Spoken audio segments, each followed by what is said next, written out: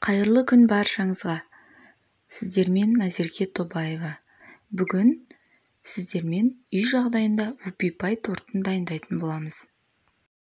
Ең алдымен біз торттың корждарын дайындап аламыз. Ол үшін бізге 200 грамм ұн, 5 жұмыртқа, 180 грамм қант, 80 грамм сары май, 100 грамм шоколад, 2 шай қасық какао, 1 шай қасық разрыхлитель керек болады. Менің рецептім бойынша бұл торт бір жасағаннан шығады. Сол үшін үйде жасап көруге кеңес беремін. Бізге ең алдымен шоколад пен сары майды газда қайнап тұрған ыстық суға ертіп аламыз. Шоколадымызды ерту үшін шағын ыдысқа толтырмай су құйып, үстіне шоколад пен сары май салынған ыдысты қоямыз.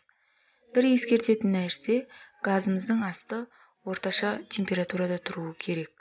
Шоколадымыз осылай еріп бастайды. Бір ескертетін нәрсе, шоколадты қатты қайнатып алуға болмайды, өйткені біздің шоколадымыздың дәмі өзгеріп кетуі мүмкін. Шоколад осылай еріп болғаннан кейін алып суытамыз.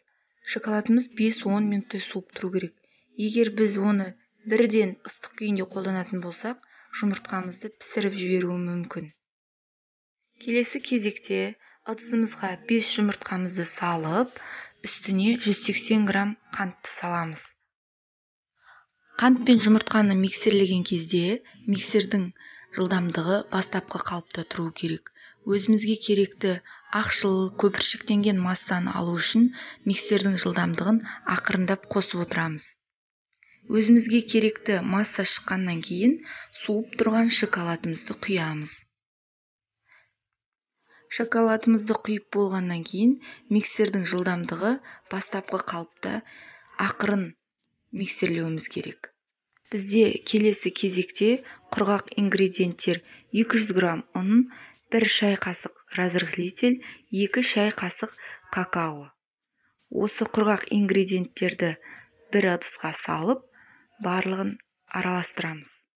Осы құрғақ ингредиенттерімізді сұйық ингредиенттерге 3 бөлікке бөліп, салып отырып, миксерлейміз. Құрғақ ингредиенттердің әр бөлігін салған сайын миксермен жай ғана араластырамыз. Өйткені біз қазір қатты миксерлеген кезде ұн жан-жаққа шашырап кетуі мүмкін.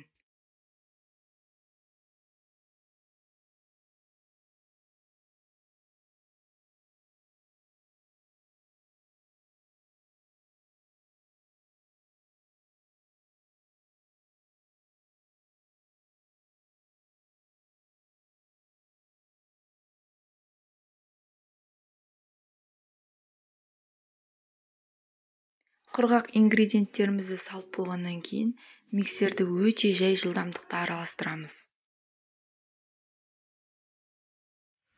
Вупипай тортының корждарының массасы, міне қарап тұрсаңыздар, осындай қоюлықта болуы керек.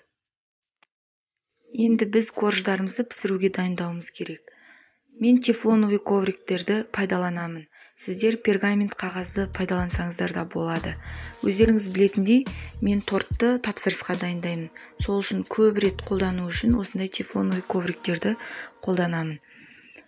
Әр коврикке 3,5-4 қасықтан осылай салып, осылай жайып шығамыз.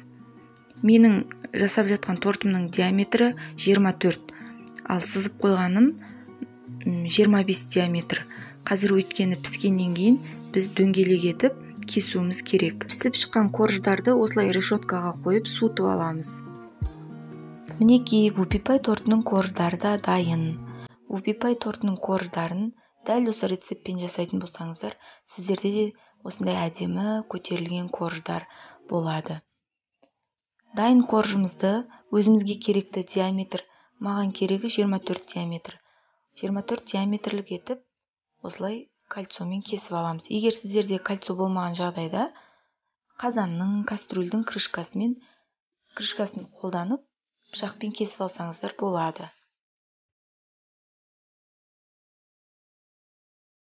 Енді біз сіздермен торттың кремін дайындайтын боламыз. Ол үшін бізге творожный сыр, маскарпоне, клейгей 33% міндетті түрде және сахарный пудра керек болады.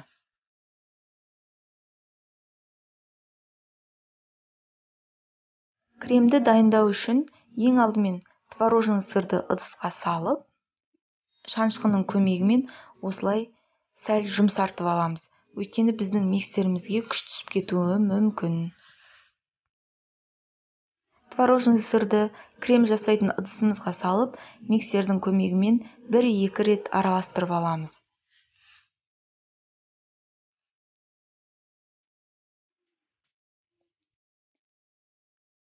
Творожный сырды миксердің көмегімен араластырып алғаннан кейін, сахарный пудраны електен өткізе отырып саламыз.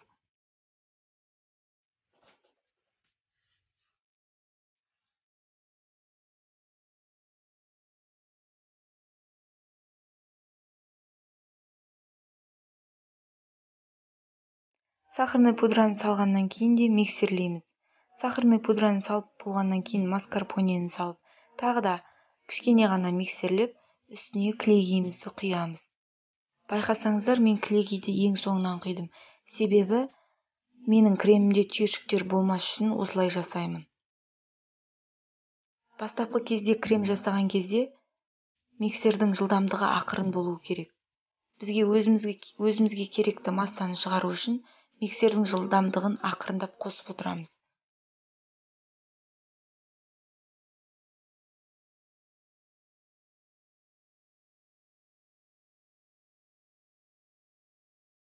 Бізге қажетті кремнің қоюлығы осындай болуы керек. Яғни ыдысымызды төңкерген кезде құламау керек, миксерді алған кезде де миксерден ағып тұрмау керек крем. Торттың кремі дайын болғаннан кейін жинауға кірісеміз. Тортты жинау үшін бізге 808 насадка және кондитер қапшығы керек болады. Кондитер қапшығына кремімізді салып, тортты жинауға кірісеміз.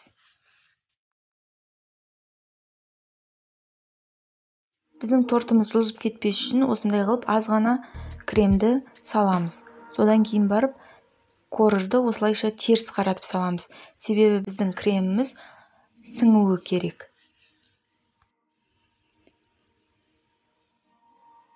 Міне енді өздеріңіз көріп тұрғандай, осылайша Whoopie Pie тортының ең бір әдемі, ең бір әсерлі және торттың өзін ерекшелеп тұратын осындай әдемі шариктерін жасаймыз.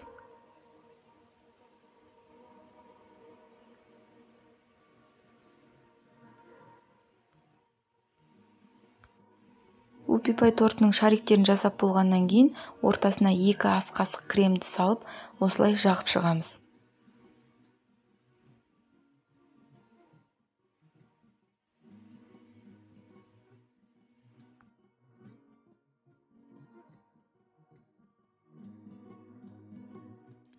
Өздеріңіз көріп тұрғандай, біздің тортымыз дайын болуға 1-2 қадамдар қалды. Ең соңғы қадамдарының бірі торттың бетіне міндетті түрде осындай артылған кремді жағамыз.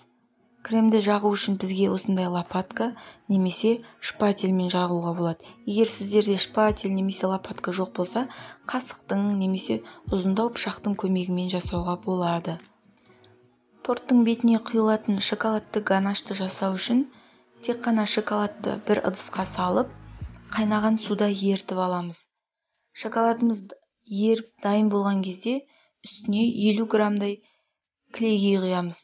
Менің клейгей құюымның себебі шоколадтың беті жылтырап, әдемі болып тұрады. Егер сіздерде клейгей болмаған жағдайда, шоколадты сары маймен де араластыруға болады. Бірақ сіздердің ол кезде торттарыңыздың беті жылтырамай қалуы мүмкін. Мен тапсырысқа жасайтын болғандықтан үнемі шоколадпен клейгейді араластырып құямын. Қазіргі кезде сұранысқа ие, тапсырыс көп беретін торттардың бірі осы Whoopie Pie торты. Whoopie Pie тортын сіздер де үйде дайындап көріңіздер, отбасы мүшелерін қуантыңыздар. Мен ең бірінші Whoopie Pie тортын өзімнің баламның туған күнінде жасап бергенмін. Менде Whoopie Pie торты бір жасағаннан ақ шықты. Сіздер де осы рецептпен жасасаңыздар, сіздерде де бір жасағаннан шығатынына сенімдімін. Егер сіздерге торттың жасалу жолы ұнаса, менің каналыма подписаться етіңіздер. Торттың дайын болуының ең соңғы қадамы бұл бетіндегі әрлеуі. Мен үйдегі бар заттармен әрлеп жатырмын. Сіздерде клубника, апельсин немесе малина болса, осындай жеміс-жидектермен де әрлеуге болады. Сіздерге менің рецептім ұнаса, лайк басып комментарий қалдырайық. Күн сайын мен өз каналымда жаңа рецепттермен бөлісетін боламын. Менің каналыма подписаться етуді ұмытпаңыздар.